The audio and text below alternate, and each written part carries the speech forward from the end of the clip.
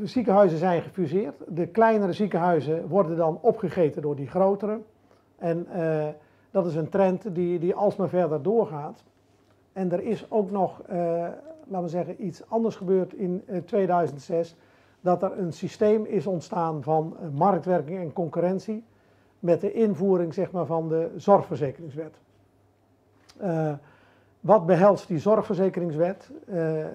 Daarbij wordt de macht gelegd bij commerciële zorgverzekeraars. Want je had vroeger de ziekenfondsen en particulier verzekerden, maar dat is vervangen door de zorgverzekeraars.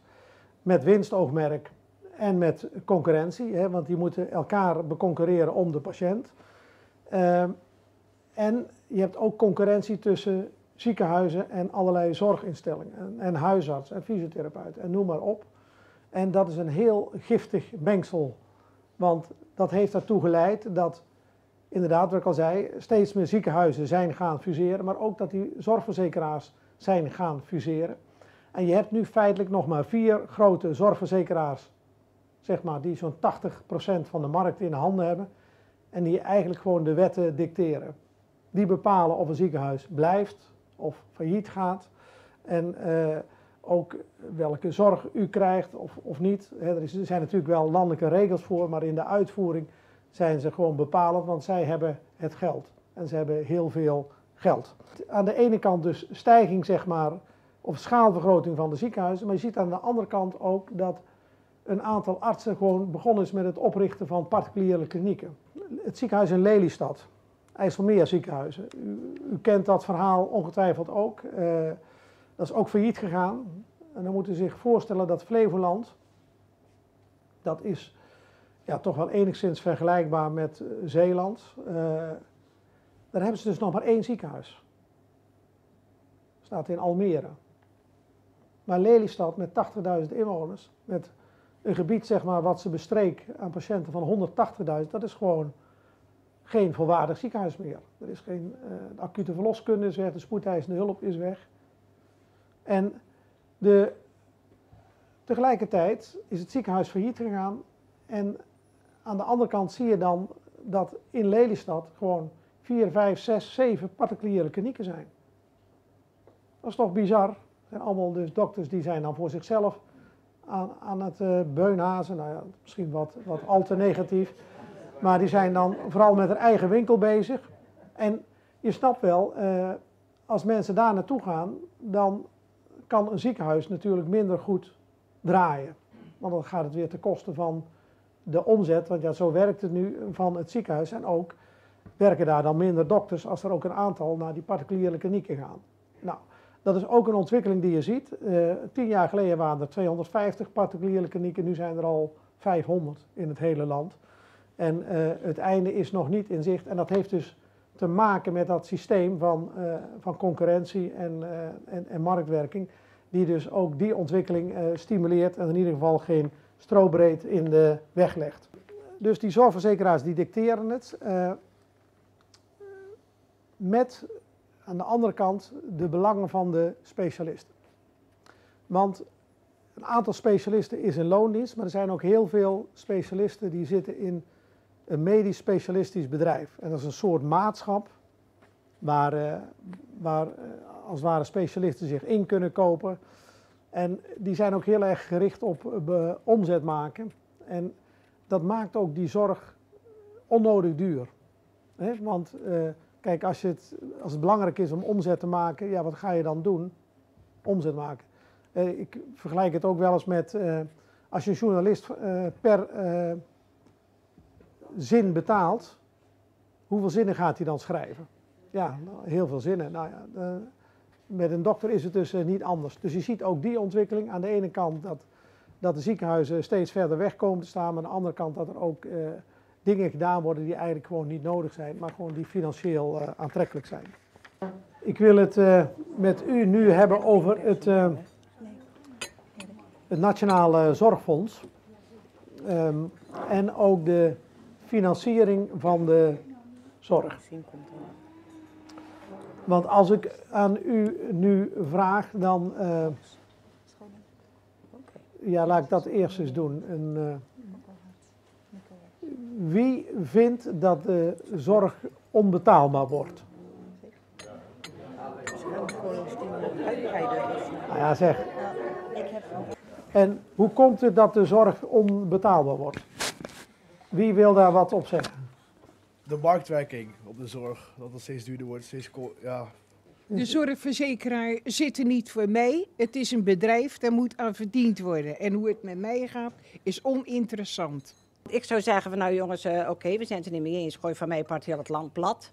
Net zolang tot we de eisen hebben, zeg maar. Maar ik vind, je moet niet alles slikken. Wat ik eigenlijk wil vertellen, net als de medicijnen bij een apotheek of zo. Ik weet wel, vind ik ook niet leuk, maar ze zien me ja komen en dan denken ze ook van, shit, daar heb je ze weer. Maar laat je niet besodemieteren als je daar staat, als ze zeggen van ja, maar, want als ze dan beginnen van ja, je gaat meer goedkoop dingen weg voor je eigen gezondheid. En je moet wel zoveel betalen per maand en je moet nog hetzelfde. Sorry, aan mij hebben ze dus echt een verkeerde, dat weet ik, maar ik doe het niet. Ja, dus ja. Dat vind ik nou het ergste van allemaal. Je betaalt je iedere maand al blauw. En als je dan naar de dokter moet en je moet extra medicijnen hebben of zo, ja, dan moet je nog een keer betalen. Moet je nog een keer betalen. Want dan hebben ze het weer uit het basispakket gegooid of Ja. weet ik veel wat ze allemaal verzinnen. Maar dol, dat moet je doen. En de directeur moet verdienen? Ja. Zeker. Okay, Maar ik hoor uit de reacties dat het u wel hoog zit. Nou, dat zit heel veel mensen hoog. Inderdaad, dat die premies alsmaar stijgen. Ook het eigen risico, hè, dat is, was in 2008 ingevoerd, €150 en nu €385. En dan zeggen ze, ja, maar u krijgt toch zorgtoeslag enzovoorts. Maar die zorgtoeslag, als je een modaal inkomen hebt, zeg maar 35.000 bruto, en je hebt een huis wat je moet afbetalen en al dat soort dingen, dan krijg je geen zorgtoeslag meer. Maar je hebt wel de volle laag van al die premies te betalen. En je ziet ook dat zo'n 800.000 tot 1 miljoen mensen dus ook echt financiële problemen heeft om die zorgkosten te betalen. Wat gebeurt er nou als we die premies die nu betaald worden, dus uit de belastingen gaan betalen? En hoe werkt het dan precies? Even afgerond. De zorgverzekeringswet, dus alles wat gefinancierd wordt door de zorgverzekeraars, en dat is de ziekenhuiszorg, de geneesmiddelen, de huisarts, de fysiotherapeut, dat is 45 miljard per jaar. De helft wordt betaald vanuit de inkomensafhankelijke bijdrage, de IAB. En dat is een bepaald percentage van wat je aan salaris hebt of aan uitkeringen. Dus dat is inkomensafhankelijk.